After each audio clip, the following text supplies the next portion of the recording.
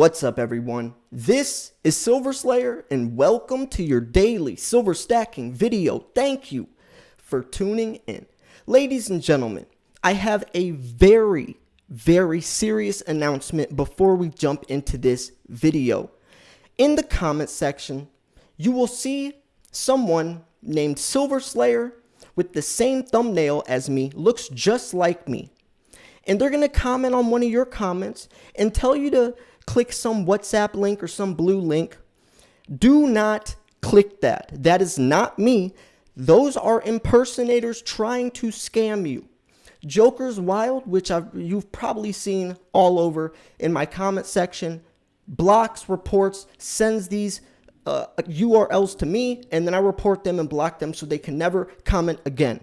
We have blocked hundreds, maybe even thousands of these impersonators. All day long, Joker's Wild is in my comments going through all my videos trying to protect you all from getting scammed. So first, shout out Joker's Wild because he has saved hundreds of people from getting scammed out of a lot of money.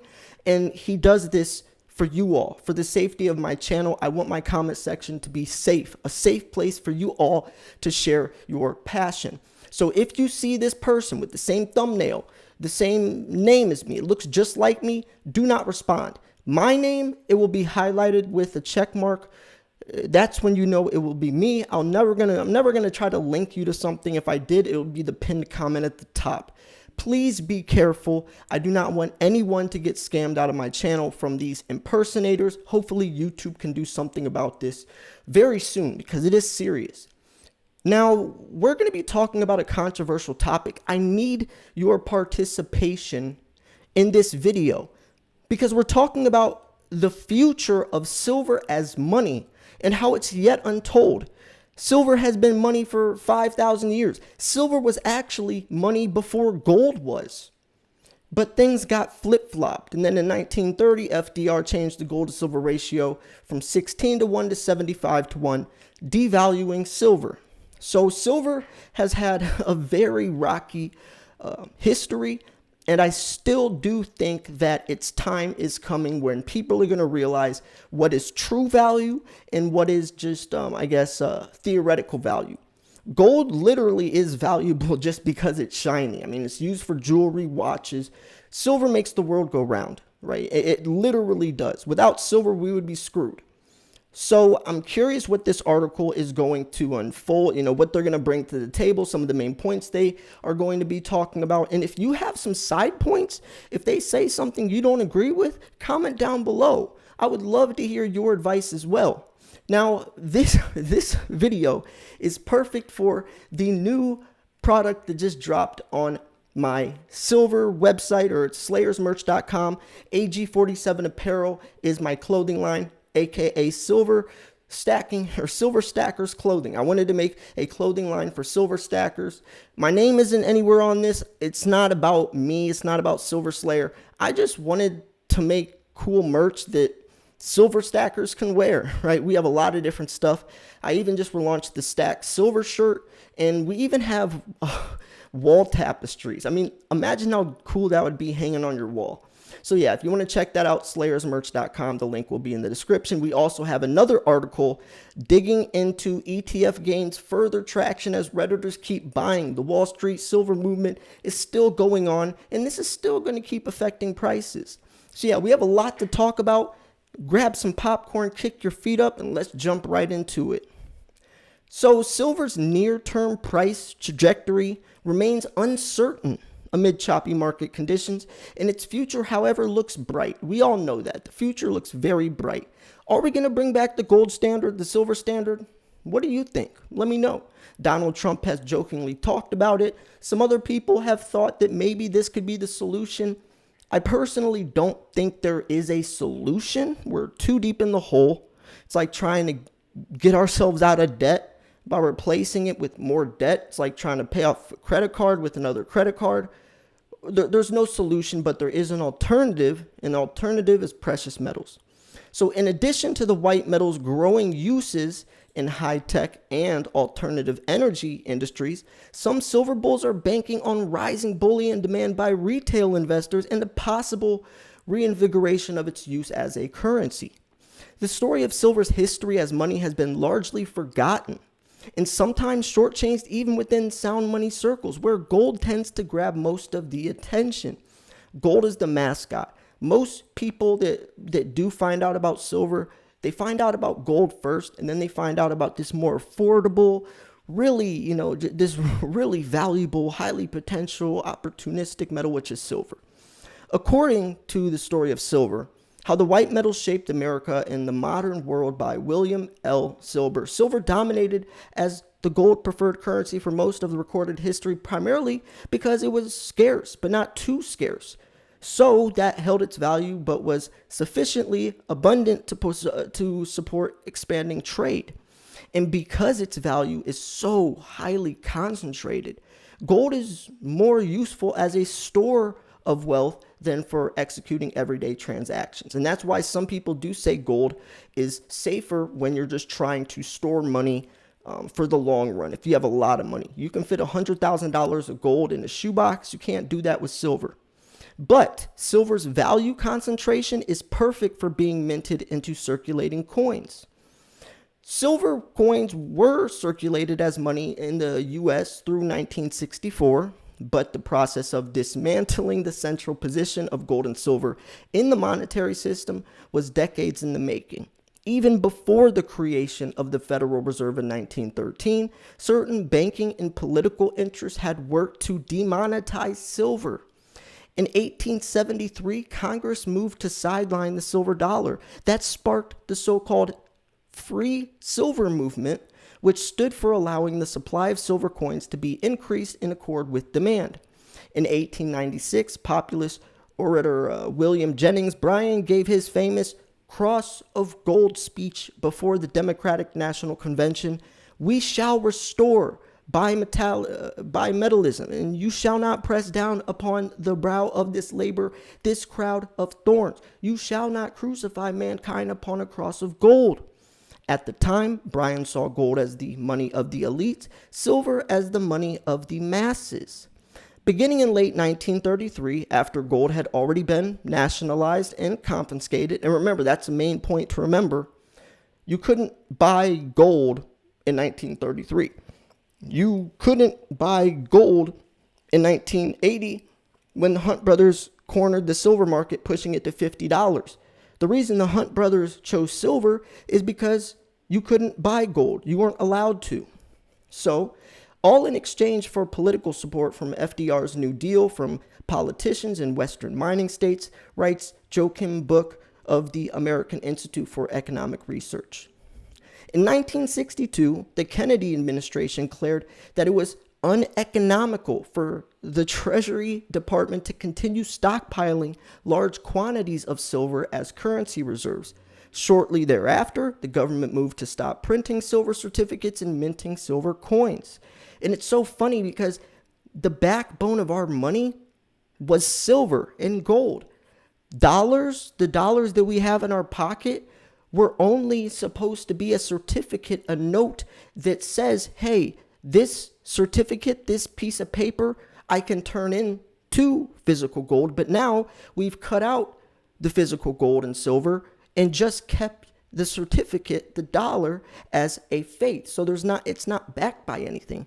And since it's not backed by anything, you can see why we are in the position we're in. There's nothing backing it, so it's worthless. It's only as powerful as people think it is. And people are starting to think it's not powerful, so it literally isn't powerful, which is scary because the USD, the United States dollar, is the world's reserve currency. And this situation we're in that's been happening for about a year and a half now has exposed America. That's very dangerous. A lot of countries are moving strictly to Bitcoin.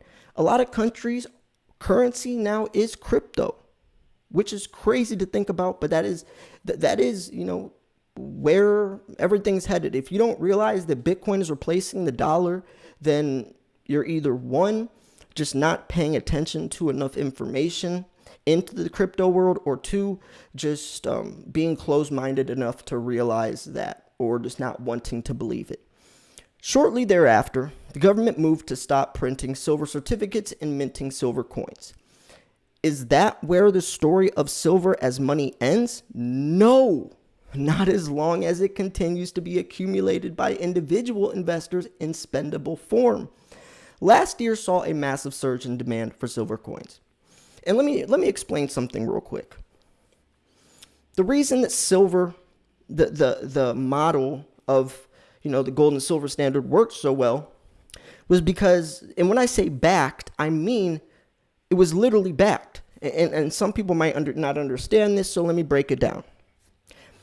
Let's say I go to the store to buy some gas. Let's say gas is 50 cents. So I have a Walking Liberty $half in my pocket, which is 50 cents. It's a $half.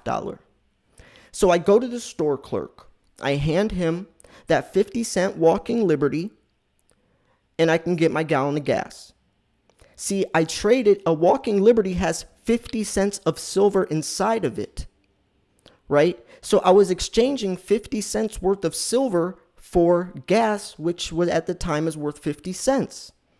So I was exchanging value for value. Nowadays, 2 quarters don't have 50 cents of silver in it, don't have anything that's worth 50 cents. So I'm trading nothing for that 50 or however much gas is nowadays. Do you see how back in the day we were exchanging at a fair price a good for a good or service? And what's the craziest part is that $half could still buy me a gallon of gas today. If I was in my car, all of a sudden shot into a time vortex and landed in today's day, and I still had that Walking Liberty in my pocket, I could still go get a gallon of gas. You want to know how? Back then, it was the face value. The 50 cents of that Walking Liberty could give me a gallon of gas because gas is 50 cents. Nowadays, I could take that $half, walk down the street to my local coin shop, sell that for $10, and then go get a gallon of gas. So literally the same coin that could get me a gallon of gas back in the day, the same exact coin could get me a gallon of gas today. Back in the day, it was the face value. Today, it's the metal inside of that coin, the 50 cents worth of silver inside of that coin that could get me a gallon of gas. And that's why silver is priceless. So, meanwhile, the ability to buy and spend silver on the digital blockchain is expanding. Smartphone apps linked to physical silver accounts could also help facilitate a resurgence in silver being used as currency. But according to Gresham's law, bad money drives out good. People prefer to spend depreciating fiat currency and hoard monetary assets that are superior stores of value. And as long as the Federal Reserve notes retain their compulsory legal tender status, the primary monetary role of precious metals will likely be as non-circulating money. Gold is the preferred money metal for the ultra-rich and institutional holders, including central banks. And that makes sense, though. Like I was saying, you could fit $100,000 of gold in a shoebox. Imagine how much space $100,000 of silver would take up. $1 million of silver would take up. I mean, gold does make sense on that note. The only reason America is the richest country in the world is because we own the most gold. It's the only reason. And yes, we're comparing a country to country's wealth on how much gold they have. So let's compare that from a person-to-person basis. So Slayer, you're saying the guy that has $100,000 in his bank account isn't considered as wealthy as someone who has a couple ounces of gold?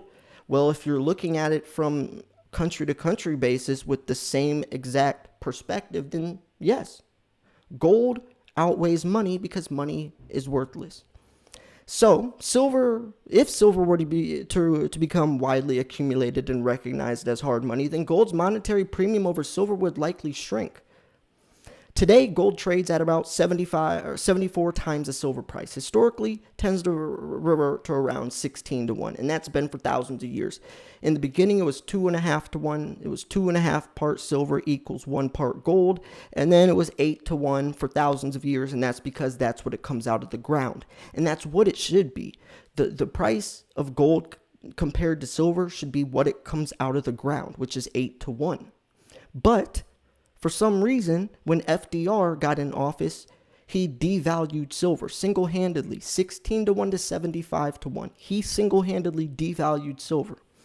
Were that to again occur, the gains in silver could be explosive. And we're talking about, let's break out my calculator real quick. So let's do 16 to 1 and then 8 to 1. So let's say gold is $2,000, and if the gold to silver ratio is 16 to 1, that puts silver at $125. But let's put gold at $2,000, and let's say the ratio is 8 to 1, that's $250. So let's say gold is $5,000, which a lot of people say gold could hit.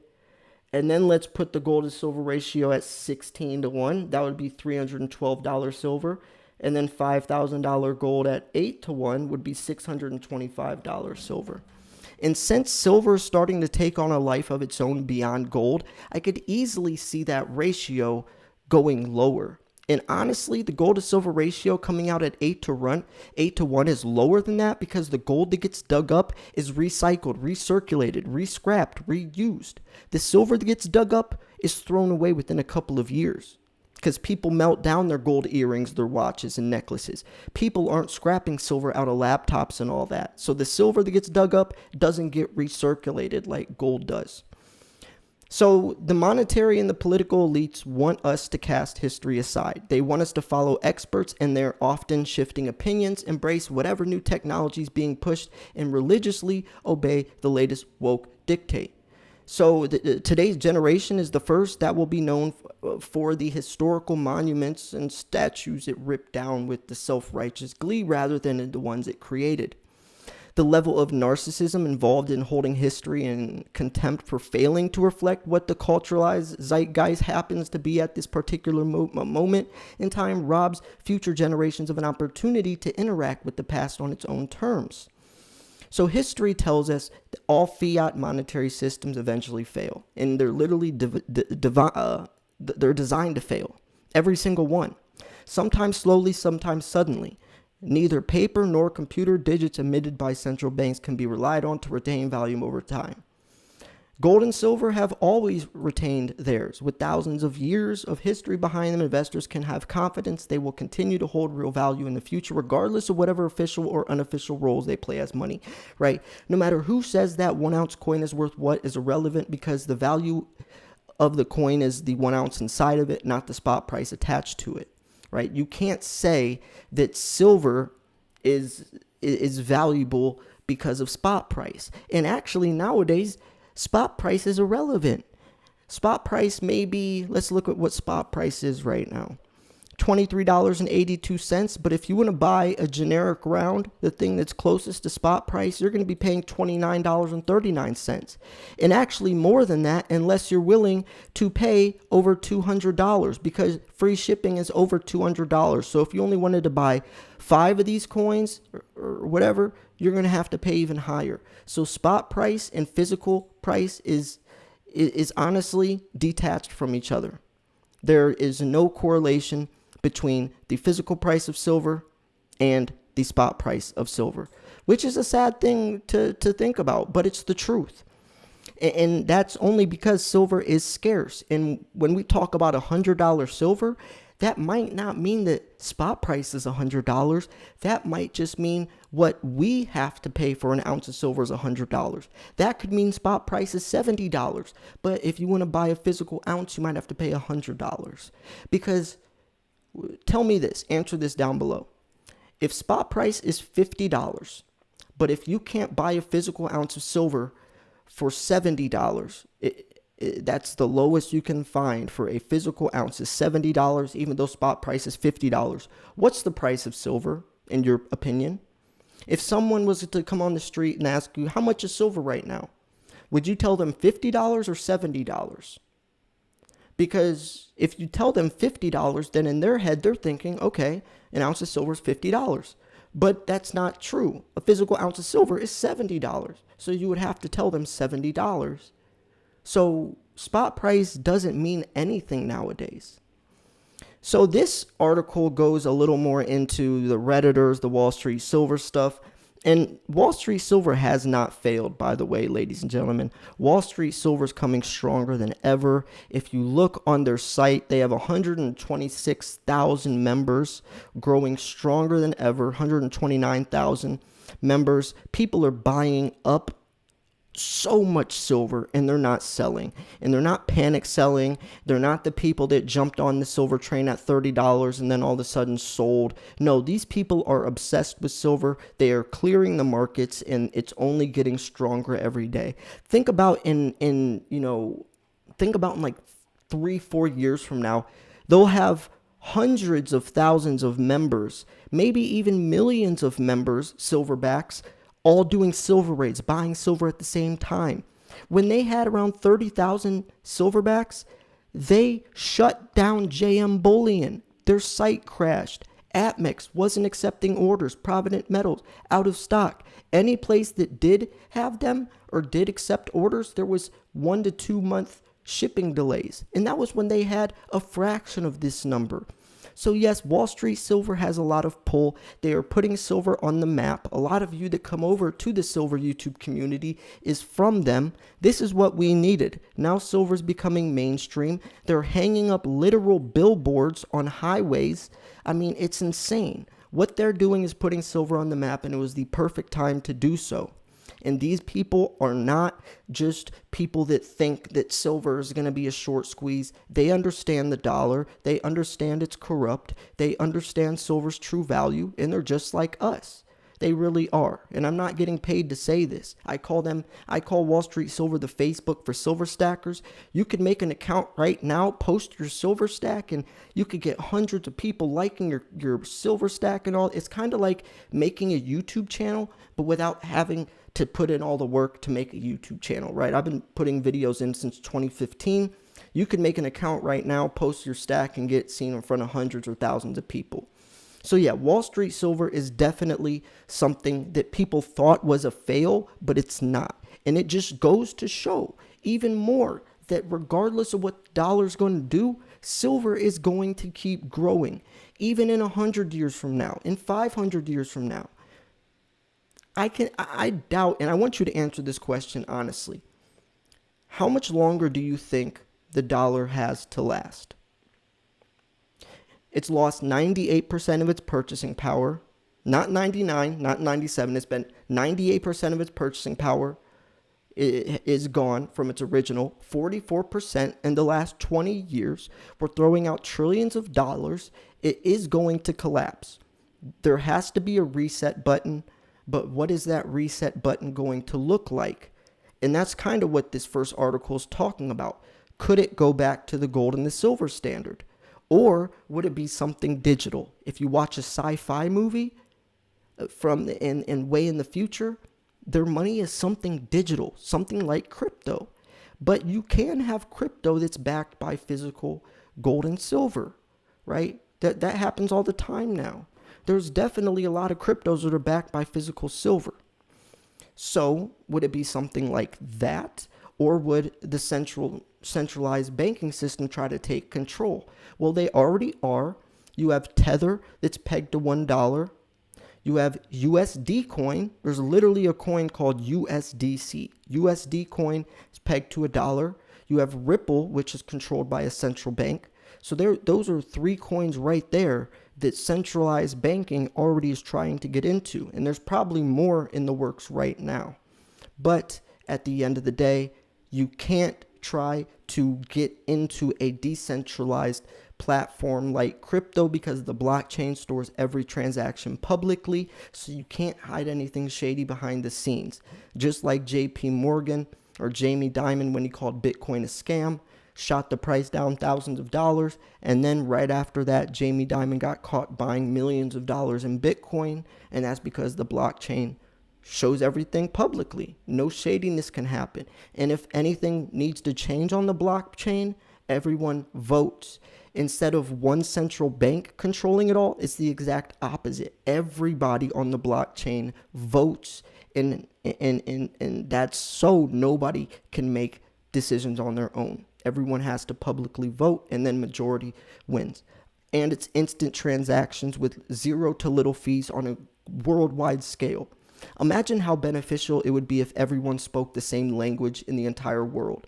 That's what crypto is. There is no Bitcoin of China. There is no Bitcoin of Africa. There is no Bitcoin of the United States. Bitcoin is Bitcoin. That's global. There's so many benefits with crypto, but like we always say, if you can't hold it, you don't own it.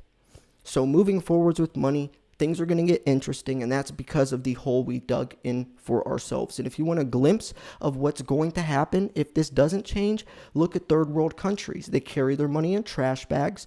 They weigh their money on scales because their money is so deflated that it's like pennies. $1 is worth like a couple pennies. So go to the grocery store, you have to hand over hundreds of these dollars.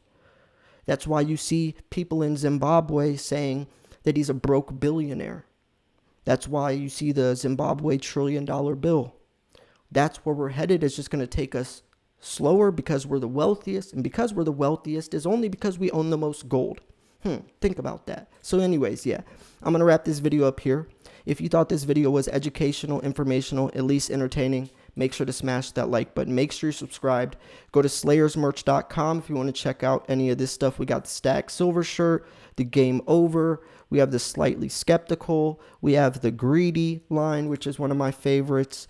We have the dollar arrow going down, and on the back, it has a barcode that says priceless. I mean, we have a lot of stuff. This one is cool. It says the dollar is worthless, so buy silver. And on the back, it says 3 9's fine. We even have one that says got silver because I do.